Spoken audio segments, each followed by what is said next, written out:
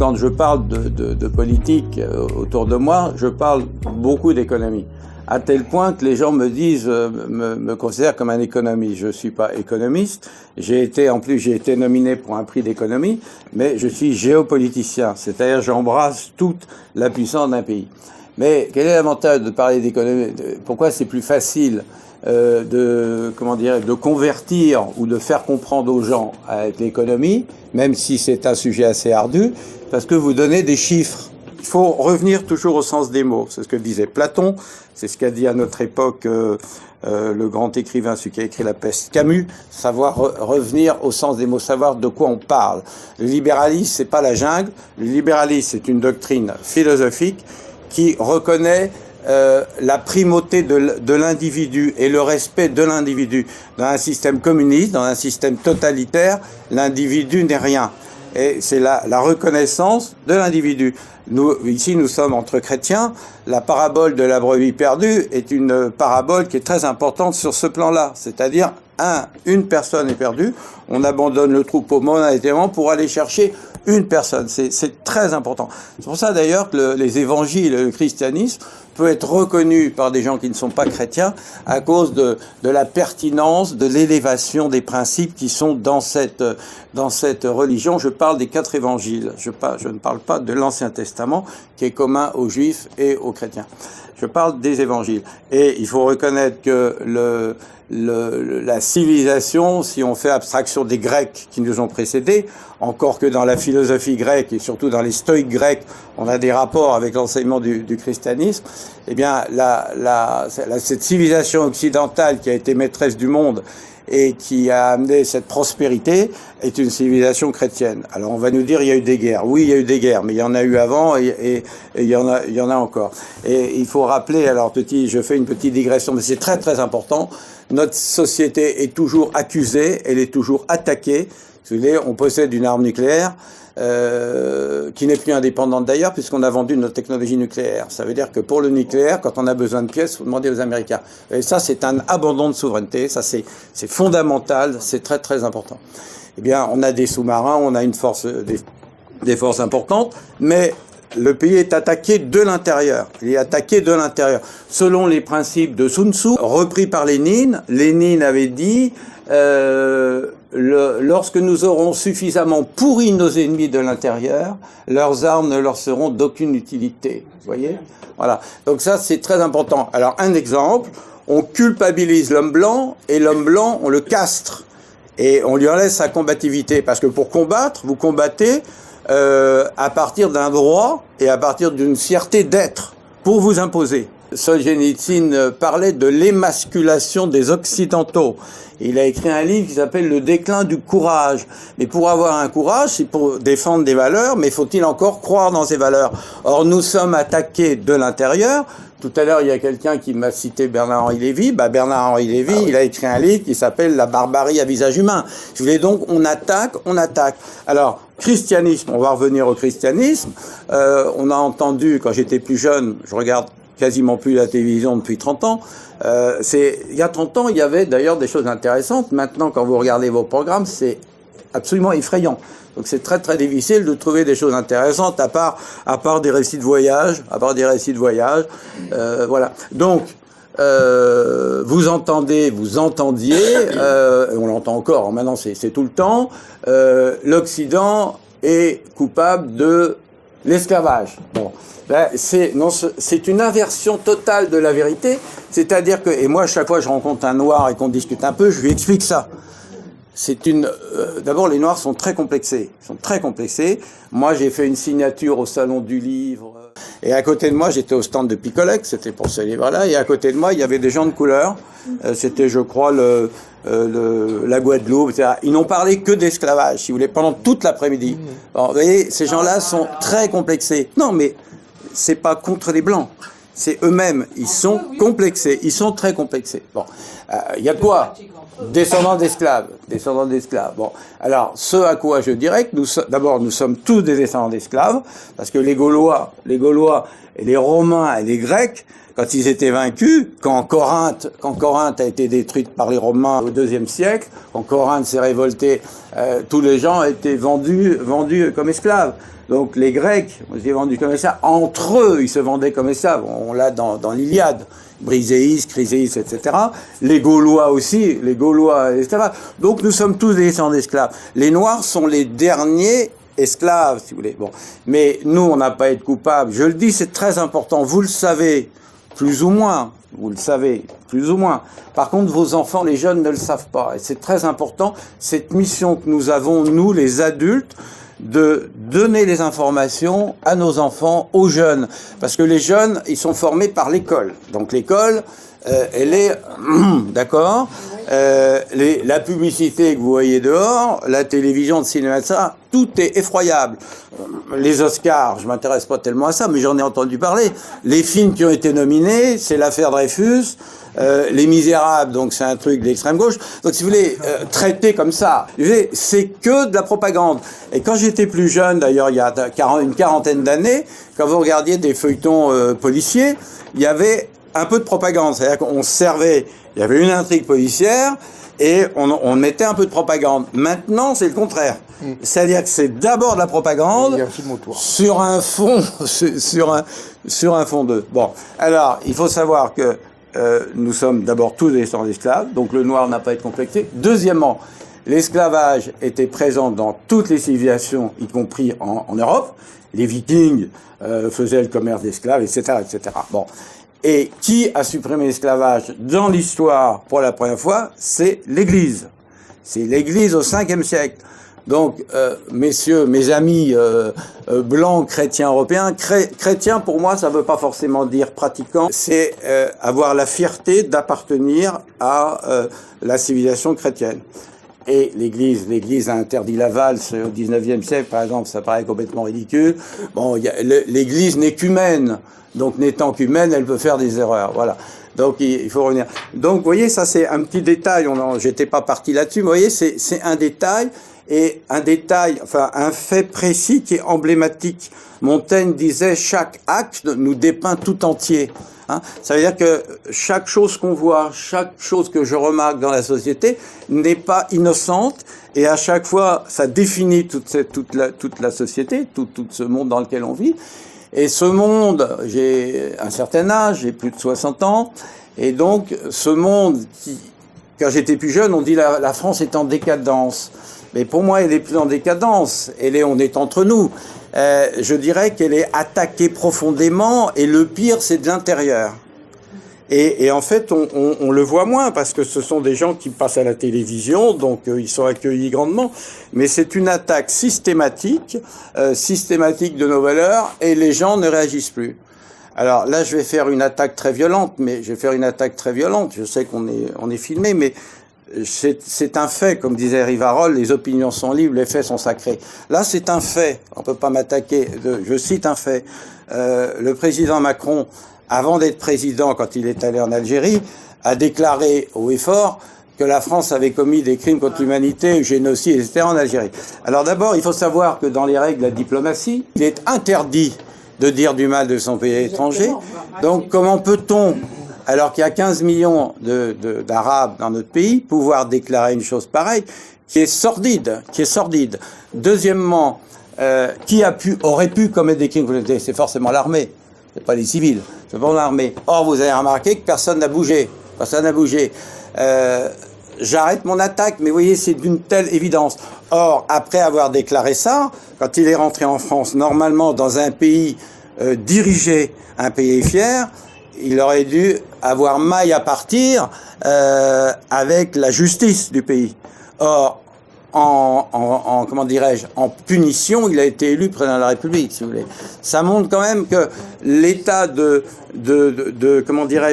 destruction profonde de ce pays, et elle a été faite dans l'inconscient des gens. C'est-à-dire par une espèce de culpabilisation. Alors, il y a des éléments, tout à l'heure, il y a quelqu'un qui m'a dit, j'ai dit, profitez de votre dîner, parce que quand je vous aurai fait un bilan de la France, vous n'aurez plus d'appétit après. Et il y a un monsieur, en fait de moi, qui m'a dit, j'espère qu'il y aura de l'espoir. Oui, il y a de l'espoir. Maurras disait, le désespoir est interdit en politique. moi je dis pas seulement en politique, je dis dans la vie. Les principes en histoire, en géopolitique, comme en physique, sont récurrents. On retrouve toujours, vous lisez la guerre du Péloponnèse, ça s'est passé quand même au IVe siècle avant Jésus-Christ. Vous retrouvez les mêmes principes que la lutte entre l'Allemagne et l'Angleterre au début du siècle pour la suprématie, pour l'hégémonie. On retrouve les mêmes principes, voilà. Bon. Mais il faut pas s'intéresser seulement qu'à l'histoire, parce que le monde est régi par des règles générales qui sont pas très nombreux. Par exemple, le positif et le négatif, dans l'infiniment grand au niveau des galaxies et dans l'infiniment petit au niveau de l'atome, on retrouve les mêmes lois, les mêmes principes. Bon. Et je vais vous donner un exemple. Je m'intéressais à la nature, les animaux, parce que nous sommes des animaux, avec une raison pas toujours logique d'ailleurs, un instinct dévoyé et une raison pas assez puissante. Par exemple, la défense du territoire, la défense de la famille, c'est instinctif, on l'a perdu. Bon. Eh bien, j'ai appris que quand un nid d'abeilles est malade, quand les animaux sont affaiblis, un autre essaim vient les attaquer. Il les attaque, il les tue et il prend la place. Vous avez compris Oui. un petit peu, voilà. Alors les Grecs, vous voyez donc, si vous voulez, quelqu'un qui va s'intéresser, qui va avoir cette vision universelle, comprendra les grands principes. C'est pas en écoutant les informations à la télévision, ça vous le savez tous.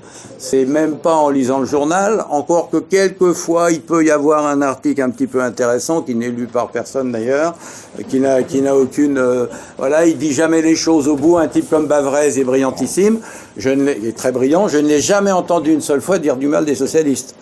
J'ai rencontré Renaud Girard, professeur de géopolitique à Sciences Po.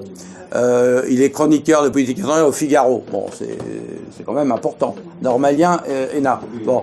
Alors, les discours qu'il fait dans le Figaro, bon, c'est politiquement correct. Le Figaro est subventionné par l'État parce que la presse française est subventionnée par le gouvernement.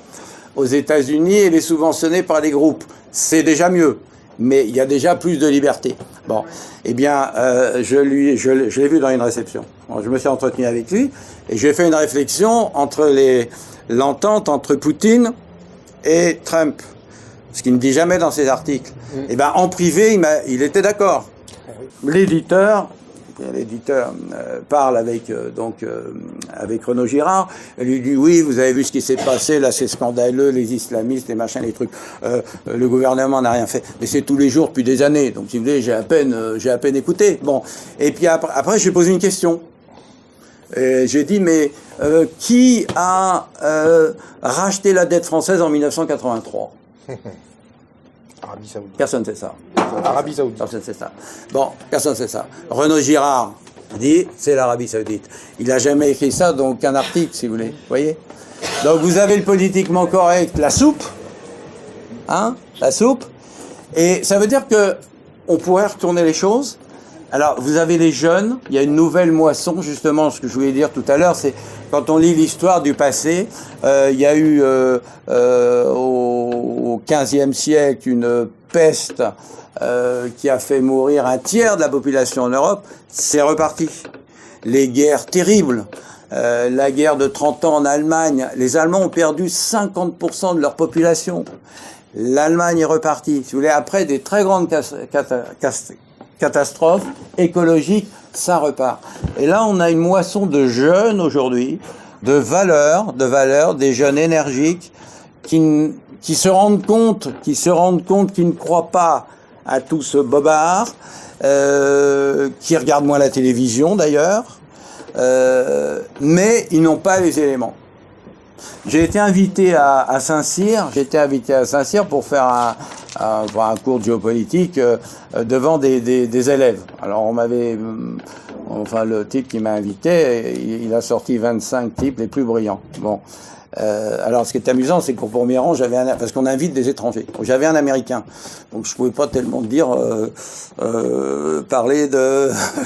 C'est très difficile d'ailleurs de parler en public, même à Radio Courtoisie, parce que Radio Courtoisie on dit les choses, mais il y a des choses qu'on peut absolument pas dire, parce qu'on est sur écoute, parce que c'est pas que je veux dire du mal. Il faut bien comprendre que nos présidents, depuis déjà longtemps, sont mis en place, et ils doivent obéir à qui les met là.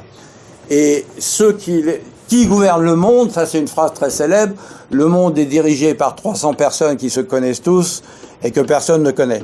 Alors on a parlé du groupe Bilderberg, on a parlé de la formation, très bien. Bon, tout ça c'est vrai, c'est quand même les plus grands financiers. Vous savez qu'il y a des entreprises dont le PIB est plus important que certains pays. Alors, ça ne veut pas dire qu'on ne peut pas lutter contre ces gens-là, parce que ces gens-là sont quand même divisés. Tous les gouvernements sont infiltrés. Jacques Bainville, vous voyez l'intérêt de lire l'histoire ancienne. De temps en temps, vous découvrez des trésors, si vous voulez, comme des pierres précieuses dans la fange, des clés qui ouvrent des portes. Jacques Bainville dit, il faut dire Jacques Bainville, c'est pareil, Jacques Bainville. Bon. Et Jacques Bainville dit l'Angleterre au temps de sa toute puissance, donc 19e siècle, première puissance du monde à fin 18e jusqu'en 1890. Ça a été la première puissance du monde. Et c'est là que le politique et l'économie sont très importants. Ça, c'est ce que ne comprennent pas nos politiques. Nos politiques, en France, sont idéologie totale. Ils connaissent pas l'économie. Les économistes, ils connaissent pas tellement bien. Donc moi, j'ai été en possession d'un prix d'économie. Et je viens de l'histoire. Donc ça me permet d'avoir une vision complètement différente. La Première Guerre mondiale, le Kaiser était fou. La Deuxième Guerre mondiale, Hitler, on n'en parle même pas. Mais on oublie de dire qu'en 1913, l'Allemagne était devenue la deuxième puissance, 1913, économique et industrielle du monde, et qu'elle avait pris les marchés de l'Angleterre. Et qu'en 1938, l'Allemagne, sans emprunter aux banques américaines, le grand crime d'Hitler, c'est ça, il a refusé d'emprunter aux banques américaines. Donc là, c'était son arrêt de mort. Dès 33, hein, c'est pas 42 la solution finale. 33, Germany must perish. C'est le gros titre d'un journal américain. Il a refusé d'emprunter aux banques américaines et il a instauré le troc. C'est-à-dire que c'était la mort de la haute finance internationale. Bon. Eh bien, en 1938, l'Allemagne et sa personne, c'est ça. L'Allemagne est deuxième puissance économique industrielle du monde. Et dans le même temps, en Amérique, il y avait 10 millions de chômeurs. La Deuxième Guerre mondiale, c'est ça. D'accord ? Et donc ça, c'est l'économiste qui a une autre vision. L'Algérie, il fallait libérer ces peuples opprimés et leur rendre leur dignité. En fait, il y avait du pétrole en Algérie. Et aujourd'hui, l'Amérique détient 90% des réserves d'hydrocarbures d'Algérie. Et ce pétrole, il était même pas en Algérie, il était dans le Sahara, qui appartenait pas nominalement à l'Algérie. Donc le grand homme de Gaulle n'est évidemment pas le grand homme que... Bon, ça, vous l'avez déjà tous compris. Mais autour de lui, il y avait ce que Jacques Bainville appelle, ce que Jacques Bainville après, l'Angleterre avait des ministres dans toutes les cours. Donc ça veut dire que vous avez des gens qui sont autour. Alors, en France, on sait qui c'est. Le général Pichon Duclos, qui a écrit un livre sur les guerres de la mondialisation, appelle les honorables correspondants des États-Unis. Bon, alors je ne fais pas de l'anti-américanisme, et c'est ce que Trump a dit très justement. D'abord, Trump, c'est pas le système, c'est un individu qui est d'ailleurs attaqué par le système. C'est là qu'il nous est sympathique, hein, parce que lui, il obéit à personne et on peut pas le tenir. Et en plus, il est comme les anciens rois. Vous savez que le roi s'appuyait sur le peuple contre sa noblesse. Vous voyez, comme l'histoire est... C'est amusant, comme on trouve... Bon, Trump et les rois de France, on est quand même loin. Hein. Regardez le combat des démocraties. Hitler est élu. Il a fait des plébiscites. L'Anschluss, il a envahi l'Autriche. 90% des Autrichiens, 95 étaient pour le rattachement. Il l'avait demandé au traité de Versailles. Mais ça ne plaisait pas à la puissance américaine. Hitler voulait récupérer le corridor de Danzig à majorité allemande. En vertu des 14 points de Wilson, 14 points de Wilson, c'est pas Hitler qui avait 14 points de Wilson, le droit à l'autodétermination, d'accord ? Bon, Hitler a exigé un référendum, et je veux un référendum. Bon, voilà. Les Américains n'ont pas voulu. Par contre, Staline, il a envahi les pays baltes sans référendum. Il est venu nous délivrer. Vous voyez, c'est assez dur d'expliquer ça à des jeunes, si vous voulez, parce que c'est tellement pourri. Là, on est entre nous. Donc, quand je parle à des jeunes, j'ai du mal parce que j'ai mon neveu. Quand j'étais à Saint-Cyr, ils étaient. Alors, justement, je parlais de Saint-Cyr tout à l'heure. Donc, c'était des gens brillants. Il y en a qui avaient des bacs +7. Il paraît peut-être pas dans cette promotion que. On me racontait qu'il y avait un polytechnicien qui avait voulu rentrer à Saint-Cyr, des gens qui ont fait la HEC, etc. Des gens brillants qui veulent s'occuper de leur pays. Bon, alors ils m'ont dit que l'ennemi c'était la Russie. Alors l'ennemi c'est la Russie de Poutine. Si vous voulez, les États-Unis, il y a la géopolitique américaine qui a toujours voulu être la plus forte. Bon, nous on l'a été, les Romains, etc. Ça c'est tout à fait normal. Moi c'est plutôt le système, vous voyez, c'est-à-dire la haute finance internationale, etc., etc. Donc tout ça c'est très complexe. Donc vous voyez ces jeunes très brillants, bon, qui lisent, qui ont choisi, qui étaient les meilleurs. Pour eux, Poutine c'est l'ennemi. Donc vous voyez, ça veut dire que les jeunes sont quand même à côté de la plaque. Alors Poutine, il a combattu l'islamisme. Poutine, il rend hommage à la Russie. Il l'a fait très habilement. C'est-à-dire qu'il rend hommage à la Russie, qui a défendu la mère patrie contre l'envahisseur nazi. Très bien. Bon, il a fait ça très bien. N'empêche qu'il a écrit et il a dit que le communisme était une catastrophe. Il l'a dit, il a écrit en alt-texte. Donc il sait jouer ce que les Allemands savent pas faire. Enfin, les Allemands, ils sont occupés. Il y a 120 bases en Allemagne et puis alors pour leur lessiver la tête, on leur lessive la tête. Donc Poutine n'est pas du tout l'ennemi de l'Europe et en plus, il a rendu hommage à l'orthodoxie. Alors l'orthodoxie n'est pas le catholicisme, mais c'est le christianisme. Alors face à l'islam, réunissons-nous. Bon. Et Poutine, il a des réserves de matières premières.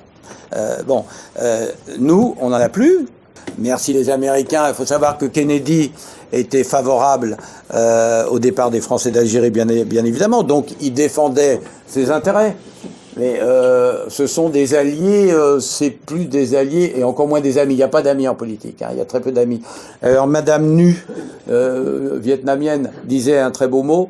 Quand on a les Américains pour alliés, on n'a pas besoin d'ennemis. Hein, bon. Alors, faut pas généraliser, faut pas généraliser. Il y a 315 millions d'Américains, c'est comme les Arabes, les Harkis, ils sont crevés la peau pour nous, et ils étaient plus héroïques que tous les porteurs de valises. Pour revenir à la France, elle est attaquée. Donc il faut faire, avant de parler d'économie, évidemment, baisser les impôts, baisser la fonction publique, bon ça on le sait, c'est évident. Par contre, moi je pose une question, je vous la pose pas à vous ce soir parce qu'on n'a pas le temps, mais une question c'est très intéressante. Le chancelier d'Allemagne, avec la mondialisation, on rivalise, vous fabriquez une nappe, un verre, vous rivalisez avec les pays où le salaire est 10 fois moins fort. D'accord ? Bon. Donc, qu'est-ce qu'il faut faire ? Il faut augmenter la productivité, c'est-à-dire la rentabilité de ce que vous faites, baisser les impôts, baisser ça, etc. Bon, Schröder l'a fait. L'Allemagne s'en sort extraordinairement bien. Bon. L'Angleterre l'a fait aussi. Trump a fini par le faire. Il a baissé drastiquement les impôts de société, il est passé de 35% à 21%, 7,5 millions d'emplois en 2 ans. Monsieur Macron, il a créé combien d'emplois en 2 ans ? Vous savez, vous pouvez écouter tous les journaux, on ne vous dira pas combien il a créé d'emplois. Hein. Alors, ça, c'est les questions économiques. Mais un problème dont on ne parle jamais, parce s'il est plus profond, et puis on est taxé un peu de fascisme, de passéisme, etc. En fait, il faut redonner au peuple français cette fierté, et il faut recréer la nation. Je viens de relire une note de Henry Kissinger qui disait le mondialisme n'est pas une politique, la base de la politique, c'est l'État-nation. Kissinger. Alors, comment la France peut-elle être indépendante alors qu'après les accords de Maastricht, sa politique étrangère doit être en phase avec celle de l'OTAN? C'est-à-dire que la France n'est plus un pays indépendant. C'est-à-dire que la politique étrangère de la France doit être conforme à celle des États-Unis. Bon, ça, on va pas vous le crier à la télévision. Les gens ont voté pour Maastricht, on leur a pas expliqué tout ça, et on leur a dit, bon, on va s'unir, on va être plus fort. Alors, Europe, un mot sur l'Europe. Europe, oui, mais l'Europe de Bruxelles. L'Europe Rome, l'Europe du traité de Rome, là, c'était, bon, De Gaulle, je vais pas le citer, mais il n'avait pas forcément, obligatoirement, comme tout le monde, tort sur tous les points, mais là, il était patriote, et patriote, c'était un homme qui était né en 1890, bon, il a nommé les communistes, quand même, c'est lui qui a fait rentrer les communistes au pouvoir, mais il fallait quand même, il avait besoin d'appui, quand même, hein. Bon, De Gaulle était pour comment dirais, la nation, la souveraineté. Voilà, le terme, la souveraineté de la nation. D'ailleurs, Michel Debré a dit, la constitution de l'Europe tuera les nations. Donc, les nations, maintenant, n'ont plus aucune souveraineté. Donc, quand il dit être indépendant, il va faire des beaux discours, mais c'est impossible. Nous ne sommes plus indépendants. Nous n'avons plus, alors, on n'a plus une politique étrangère indépendante. 2, une politique étrangère n'a de valeur qu'appuyée sur une force armée. Alors, la force armée, on l'a pas. L'Allemagne est un géant économique, elle est un nain politique. Ça, il faut bien le comprendre. C'est-à-dire que l'Allemagne n'a aucune politique étrangère. Elle est dans cette Europe, comme tous les pays de l'Europe. Alors, vous allez dire, ah bon, on peut plus rien faire maintenant, etc. Bon, on peut plus rien faire. Il y a des pays comme la Hongrie qui résistent, qui sont pas d'accord. On a le droit de pas être d'accord. Et Monsieur Macron, dans ses premiers discours, a dit, il faut plus d'Europe. Alors, vous voyez déjà, ça me gêne déjà tout de suite. Parce que si l'Europe ne serait forte, c'est comme une équipe. Vous prenez une équipe de sport, si vous avez 11 bons joueurs, l'équipe sera forte. Mais si les joueurs sont mauvais, vous pouvez passer de 11 à 15 à 25, on sera pas plus fort. Donc plus d'Europe, ça veut dire que nous, on n'est pas capable de... donc c'est l'autre qui va faire. Donc en France, déjà, l'État doit nous aider, on entend, au lieu de dire « aide-toi, le ciel t'aidera », l'État va nous donner ceci. L'État, j'entends tout le temps, l'État fait rien pour nous. Mais l'État, si moi, vous voyez, avec mon château, je peux demander des choses à l'État. Et je n'ai demandé que des baisses d'impôts. Par exemple, sur le chauffage, l'eau, etc., j'ai des baisses. Donc c'est pas vous qui payez. Bon, mais si je demande, c'est vous qui allez payer. Mais vous, dans ce que vous faites, vous avez peut-être besoin d'argent aussi, après tout. Donc si vous voulez, vous allez me prendre d'argent à moi je vais vous dire, bon, aide-toi, le ciel t'aidera. Et alors, il faut demander à l'État, mais l'État, faut qu'il demande à l'Europe. Mais l'Europe, c'est les pays qui donnent. On est dans une société, alors ça c'est un terme économique, on est dans une société de la demande et non pas de l'offre. Alors ça veut dire que là, le problème, la France est pauvre. La France, elle est endettée. Donc, on a un chômage, et on parle de protection sociale. Et ça, c'est encore une erreur. La protection sociale doit venir quand un monsieur est infirme, quand il a une maladie, quand la maison est en faillite. Il y a un ambassadeur américain qui a une très belle réponse. C'est amusant, hein, je vais chercher. Vous savez, moi, je suis ouvert à tout. Il n'y a pas d'amis, d'ennemis. Moi, à partir du moment où quelqu'un est bien, il m'intéresse.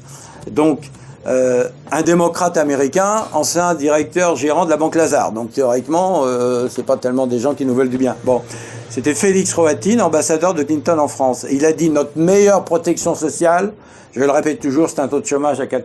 Voilà. Donc, il faut que les gens travaillent, il faut qu'ils puissent travailler. La première chose, c'est ça. La richesse, on la crée. Bon, alors, pour créer la richesse, formation. Or, le niveau de formation, alors ça vient de sortir, c'est récent, parce qu'il y a encore 20 ans, les pays qui venaient mettre des usines chez nous profitaient de la qualité de nos ouvriers, je parle des ouvriers qualifiés, bien sûr, profitaient, et ben le niveau a baissé, ça vient de sortir, hein, au classement PISA, qui a, je crois, 6 ans, enfin, j'ai les chiffres, tout ça, c'est dans mes livres, hein. 1500 notes, 750 notes. Donc c'est pas du blabla, tout s'appuie sur des chiffres, des déclarations, etc. Au classement PISA, c'est-à-dire classement de la formation des ouvriers. On est 26e au monde.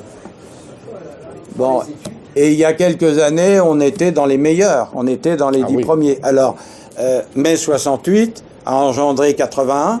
Alors 81, il faut que tout le monde ait son bac, vous le savez. Les petits immigrés dont les parents ne savent pas parler français, il n'y a pas de raison qu'ils n'aient pas leur bac, il n'y a pas de raison que, etc. Bon, donc le résultat, est-ce que vous connaissez? Il faut savoir qu'en Allemagne, pour comparer, 80% des enfants ont un niveau bac. Alors vous allez dire, en France, on le donne à tout le monde. Oui, d'accord. Bon, niveau bac, mais pas forcément, on n'en fait pas forcément des historiens d'art ou des sociologues. On en fait des gens qui travaillent sur des chaînes de voitures. Ils gagnent leur vie et après, ils peuvent s'amuser à faire de l'art ou à faire autre chose. Donc, la formation. Ensuite, la baisse du poids de l'État. On est, pour les prélèvements obligatoires, 47%, on est record du monde. C'est-à-dire que vous ouvrez une entreprise ici, vous payez plus que les autres. En charge sociale, rien qu'en charge, on va donner des chiffres un peu, hein. En charge sociale, on paye, en charge pour les entreprises, hein, les charges d'entreprise, la France paye 70 milliards de plus que l'Allemagne. Or, il y a beaucoup moins d'entreprises, puisqu'on a perdu la moitié de notre industrie. Il faut savoir que depuis 81, l'industrie qui crée la richesse, c'est l'industrie, on n'a pas de matière première, c'est pas l'agriculture, elle est subventionnée, c'est l'industrie. L'industrie, elle représente 24% en Allemagne. En France, elle est passée, sous Pompidou, elle était à 24%. L'Allemagne était à 26%. Elle a perdu 2 points avec les tigres asiatiques. La mondialisation, il y a des nouveaux pays, bien sûr. Elle est passée de 26 à 24, ce qui est extraordinaire. Bon, la France, elle est passée de 24 à 11%. C'est-à-dire qu'on a perdu la moitié de notre industrie. Et c'est l'industrie qui crée de la plus-value, de la richesse et des emplois. Donc baisser le coût de l'État, baisser les charges, baisser les impôts et permettre une recapitalisation. Parce que pour créer non seulement de l'industrie, mais même de l'agriculture, il faut de l'argent. Qu'est-ce qu'a fait Sully? Sully, après les guerres civiques, les guerres abominables, la France a perdu le tiers de sa population au XVIe siècle, 6 millions d'habitants sur 18 millions d'habitants. Le pays était exsangue. Et quand Henri IV est mort, les comptes de l'État étaient à l'équilibre. C'est quand même extraordinaire. Sully a été un des plus grands ministres français de tous les temps. Hein. Alors c'était un noble, donc on n'aime pas beaucoup, et en plus il était protestant. Enfin, il y a des gens qui savent quand même. Sully a été un des plus grands ministres français. Alors, qu'est-ce qu'il a fait? Ça s'est passé il y a 400 ans. Ben, il a baissé les impôts. Il a baissé les impôts pour permettre aux gens d'investir. À l'époque, c'est surtout l'agriculture. La première richesse des pays était l'agriculture jusqu'au 19e siècle. On va dire à peu près jusqu'en 1870. Après, c'est évidemment passé à l'industrie. Hein. Donc, il a baissé les impôts pour que les gens puissent s'acheter du matériel et travailler et créer. La richesse, c'est pas l'État qui la donne, on doit la créer. Parce que si c'est l'État qui la donne, il va la prendre à ceux qui créent des emplois. Et à partir du moment où il la prend, ils n'ont plus d'argent pour investir. Donc c'est une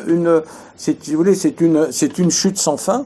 Et j'ai entendu quelqu'un un jour dire, parce que vous savez que Trump, non seulement il a baissé les impôts, mais il a fait un protectionnisme limité. C'est très important. Parce qu'on dit protectionniste, non protectionniste.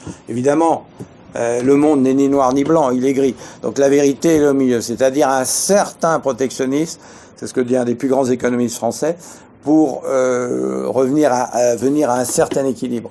Il a limité les importations en Chine, il les a limitées, mais il les a pas interdites. Parce que si les Chinois ne peuvent plus vendre aux États-Unis, ils n'achèteront plus aux États-Unis. Il doit y avoir une sorte d'échange. Il y a eu un journaliste critique, donc d'une nullité aujourd'hui, enfin un produit du système, qui a dit oui, mais si on met des barrières douanières, attention, hein, j'ai pas dit total, surtout pas. Il faut un monde ouvert. Bon, eh bien si on met des barrières, voilà ce qu'il a dit. Il a dit les pauvres en France pourront plus acheter des robes chinoises pas chères. C'est ça. Alors moi j'ai envie de dire, écoute mon gars, une femme elle peut faire sa robe elle-même déjà. Bah oui, dans notre temps. Moi quand j'étais enfant et même pas longtemps. Bon, donc la pauvre, elle peut coudre elle-même sa robe déjà. Et si elle peut pas l'acheter en Chine, on va en fabriquer en France. Et cette femme pauvre, elle aura un salaire. Bah oui. Mais alors, le problème politique, si vous voulez, on est dans une cécité absolument incroyable. Quand il y a eu l'affaire du Bataclan, le lendemain, on vous dit, faut pas faire d'amalgame. Je veux dire, c'est ahurissant.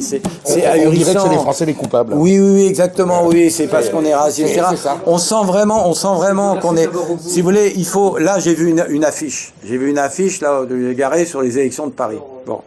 Et il y a un candidat qui dit il faut sauver Paris. J'aime beaucoup cette expression, il faut sauver Paris, de Anne Hidalgo et du désastre. Elle a refusé que Michel Déon soit enterré à Paris. Elle a fait en sorte qu'il soit pas enterré à Paris. Par contre, elle a fêté le Ramadan, etc. Enfin, je veux dire, on respecte les Arabes chez eux et on respecte les Arabes qui nous respectent. Vous savez, vous connaissez le mot de Mussolini, extraordinaire, mais on peut pas citer Mussolini aujourd'hui, c'est impossible. Hein. Bon. Mais Trump le fait. Hein. Bon, oui, mais c'est un monstre. Trump est un monstre, voilà.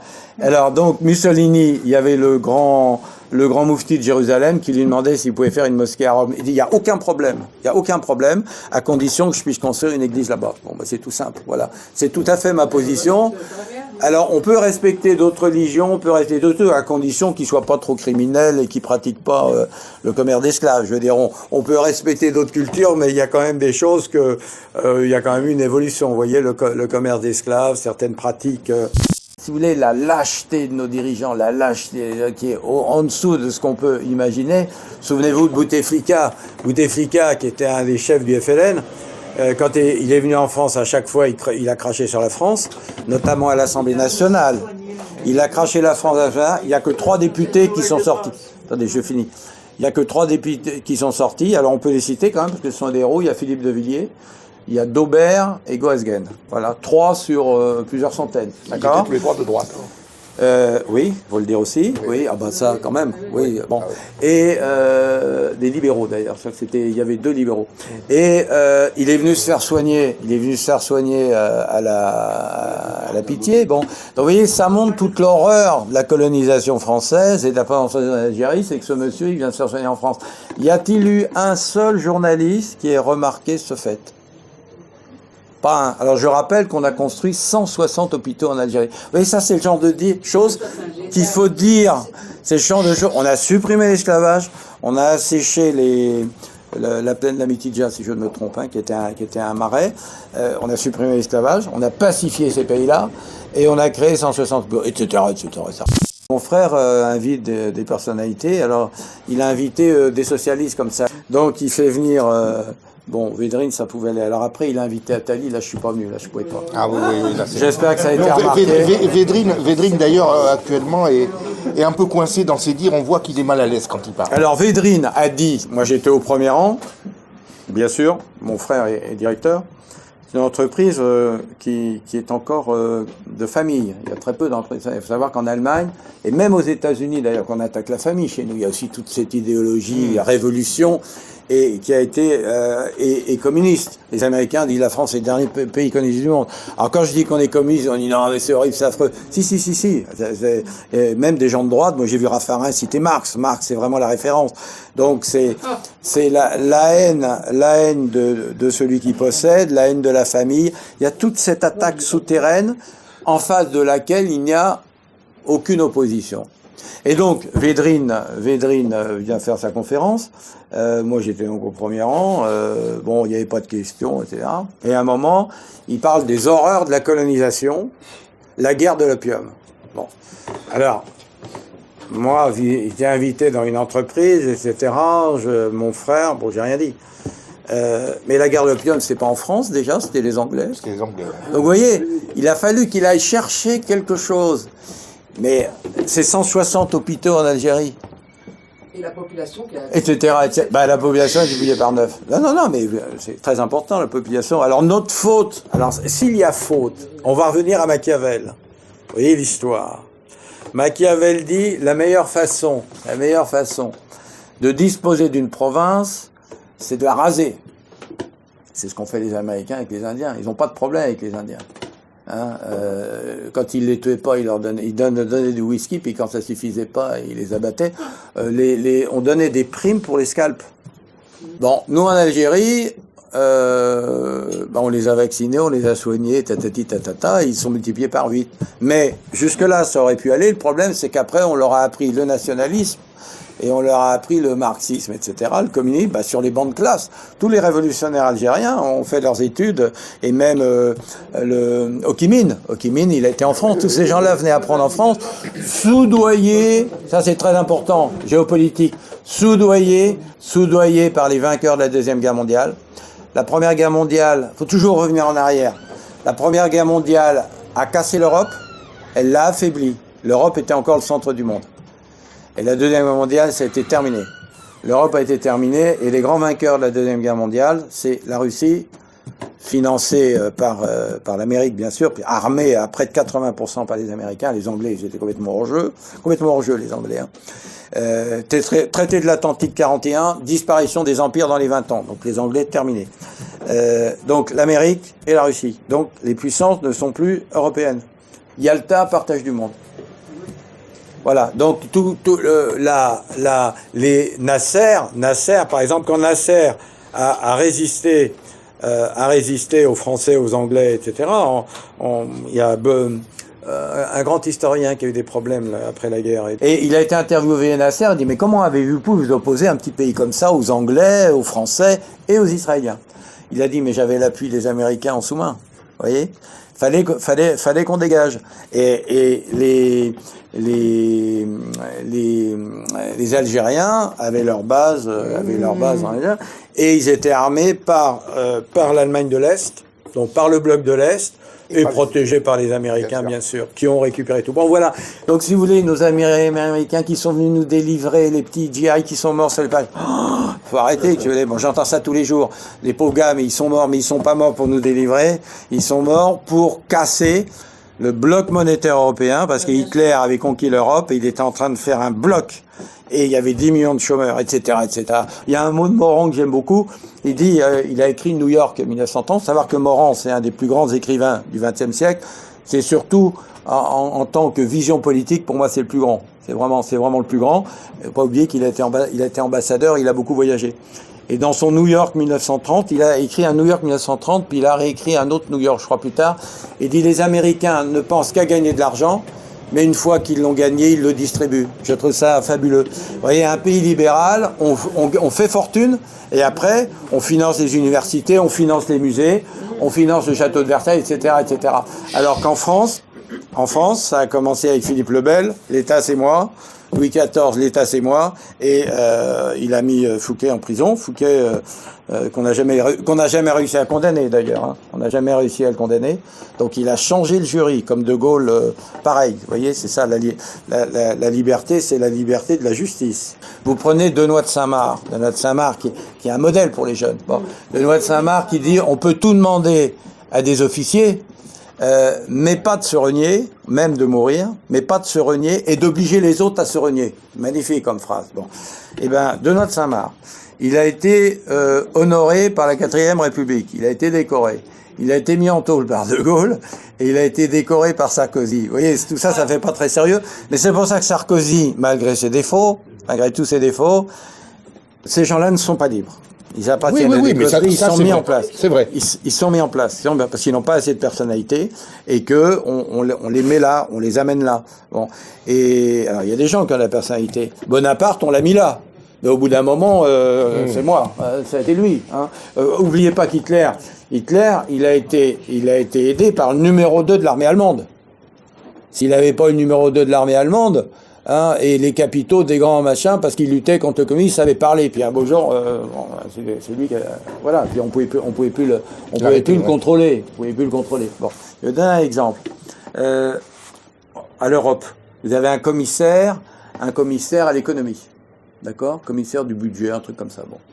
Et à l'époque, il y avait un ministre français, je sais plus comment il s'appelait, qui était chauve, ministre de l'économie. Moscovici. Bravo, Moscovici. Bon, la France était régulièrement rappelée à l'ordre. Oui. À cause de la dette, des déficits. On ne respecte pas les critères. Alors que lui, quand il était ministre, faisait pire encore. Non, je parle quand il était ministre. Oui. Bruxelles n'obéissait pas. Il lui tapait sur les doigts. Et après, il a été appelé pour gouverner à Bruxelles. Alors attends, on joue à quoi là? D'accord? Vous avez compris? Voilà. Bon. Donc, si vous voulez, les dés sont pipés. Les règles, on les connaît. C'est le but de ma lettre à ce monsieur Larcher, où il a serré la main à tout le monde, d'accord, mais il est quand même plutôt de droite. C'est un monsieur qui a un certain âge. qui a un certain côté conservateur. Si vous voulez, c'est quand même une autre génération par rapport à ce qu'on voit aujourd'hui. Mais on a une nouvelle classe de jeunes, et les jeunes qui veulent partir, on me pose souvent des questions. J'ai dit partez pas. D'abord, vous avez un rôle à jouer dans ce pays, on a besoin de vous. Ensuite, vous allez trouver des problèmes aussi ailleurs. Hein, la France est un très beau pays. Vous avez une mission de vous battre, et si vous pouvez partir, n'oubliez pas que vous devez avoir une solidarité envers ceux qui ne peuvent pas partir. Voilà, ça c'est très important. Voilà, je crois que à vous de poser des questions. Déjà, bravo pour ces chroniques qui étaient enthousiastes.